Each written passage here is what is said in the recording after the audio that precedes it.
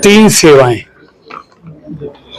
इनमें डायलिसिस सेवा है, स्वस्थ नारी सशक्त भारत क्लिनिक है, और तीसरा अमृत फार्मेसी है। ये तीनों सेवाएं जनसेवा, संवेदनशील शासन और समावेशी विकास के उत्कृष्ट उदाहरण है। हम सब जानते हैं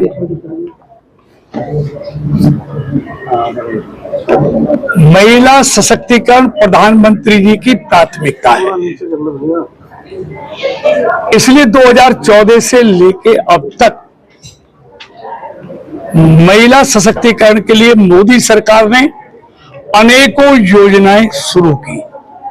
मैं सबकी चर्चा नहीं करूंगा, लेकिन अभी जो हुई है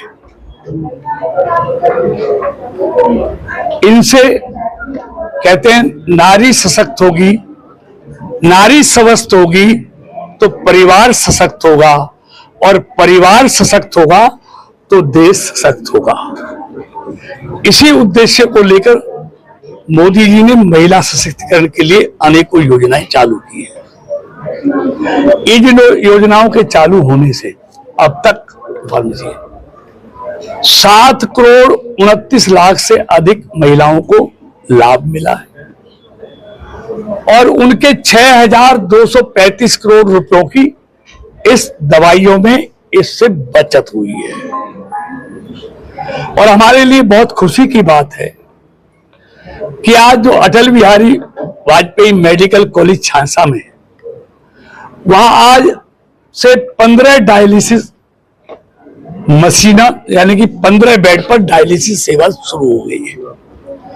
इससे देहात झांसा के आसपास के एक बहुत बड़े ग्रामीण क्षेत्रों को इससे लाभ होने वाला है।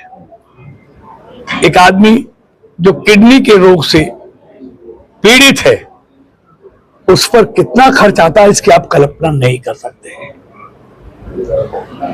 इसलिए मोदी जी ने पहले दिन शपथ लेने के बाद एक वाक्य कहा था, आपको याद होगा, मेरी सरकार इस देश के गरीबों को समर्पित सरकार है। और मैं दावे के साथ कहता हूं, उस दिन से लेके आज तक मोदी सरकार के हर फैसले में आपको गरीब प्राथमिकता के तौर पर दिखाई देगा। उसकी रोटी की चिंता हो, उसके इलाज की चिंता हो, उसकी दवाई की चिंता हो, उसकी खुराक की चिंता हो, ये सब मोदी जी ने जमीन पर उनके लिए किया है। आज उसी कड़ी में ये 3 नई पहल हरियाणा में शुरू हुई हैं, मोदी सरकार की जो योजनाएं हैं, तो इससे हरियाणा के लोगों को, खासतौर से महिलाओं को बहुत बड़ा लाभ होने वाला है।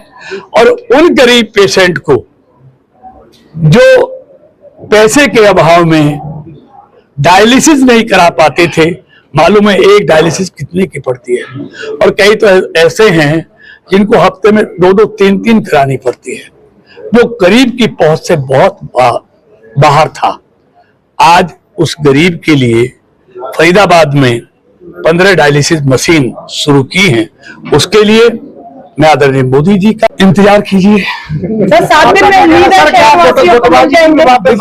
कि उसी की वजह से लेट हो रहा है। क्या अंदर जी गुटबाजी की कोई गुटबाजी नहीं है, बीजेपी एक है। सर, अब तो सरकार पूछ रही है, आप कहते हैं कि सरकार बनाएगी, और सरकार कह रही है आप कब बनाओगे?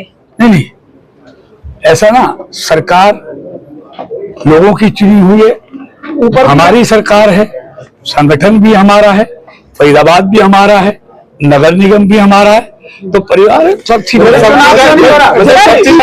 प्रदेश को भाजपा में महिला का नेतृत्व मिला है, इसे की परिप्राथमिकता है, और ये हम सबको खुशी होनी चाहिए कि बागडोर और हर कार्यकर्ता ने आज दिल से इस फैसले की तारीफ की। फैसले को भी कोई ना माने तो मैं क्या कर सकता हूँ।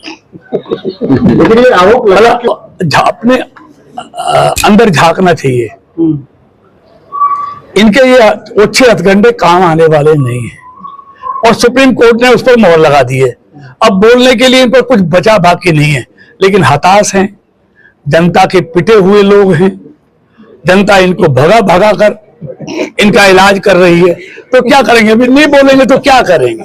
मंत्री जी एक बात तो आपने कहा कि अभी देखिए, नगर निगम चल रहा है ना, कहाँ चल रहा है? चल रहा है, ठीक चलेगा है। सर? नहीं, बढ़िया चलेगा। परचेज कमेटी नहीं है, सीनियर डिप्टी मेयर नहीं है, सरकार ने नहीं माना है सर कि विकास कार्य प्रभावित हो रहे हैं इस वजह से। लिखित में बाकायदा देखिए, जवाब मांगा मैं दावे के साथ कह सकता हूँ, कोई विकास कार्य प्रभावित नहीं हो रहे, तेज गति के साथ विकास हो रहे हैं, और हमने बिल्कुल ट्रांसपेरेंसी, चुनाव की जरूरत नहीं है, फिर तक चुनाव होंगे। तेज है।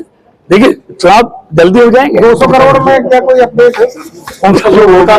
देखिए, उसका सुप्रीम कोर्ट से फैसला आ गया, आपको मालूम है। देखिए, मैंने एक बात पहले दिन से कही है और आज फिर कह रहा हूँ, मोदी और नायब सैनी जी की सरकार में भ्रष्टाचार और भ्रष्टाचारियों के लिए कोई जगह नहीं है। कांग्रेस में भ्रष्टाचार को दबाया जाता था, भ्रष्टाचारियों को बचाया जाता है। यहाँ भ्रष्टाचार को पकड़ा जाता है और भ्रष्टाचारियों को सजा दी जाती है। एक आगे कार्रवाई होती है, परंतु आपकी दिशा की बैठक में आपने इतने मुद्दे उठाए थे, उनमें से किस पर कोई कार्रवाई होने की तैयारी है? देखिए, 10 करोड़ के पेड़ गायब हो गए। देखिए, आप देख रहे हैं, 10 दिन भी पूरे विजिलेंस जांच चल रही है, तुरंत कार्यवाही भी हुई है, एक अधिकारी को सस्पेंड भी किया गया है। अब विजिलेंस जांच चल रही है, आप सब जान रहे हैं, और जांच में सारी चीजें आएंगी, दोषी मिलेंगे। राजनीति की भेंट चढ़ा है। देखिए, नीरज शर्मा की भी टिप्पणी आई है, निजी चैनल को एक उन्होंने बयान दिया और उन्होंने बहुत सारी जो आपकी बात कही हुई उसके ऊपर बहुत सारी बातें कही। देखिए, मैं किसी व्यक्ति के बारे में कभी मेरी आदत नहीं हुई है, उन्होंने सार्वजनिक लेकिन जो आदमी कह रहा है जरा गिरेबान में झांक ले, जब वो थे, उनके पिताजी थे, मेरा मुंह मत खुलवाओ वरना मुंह दिखाने लायक नहीं रहेंगे।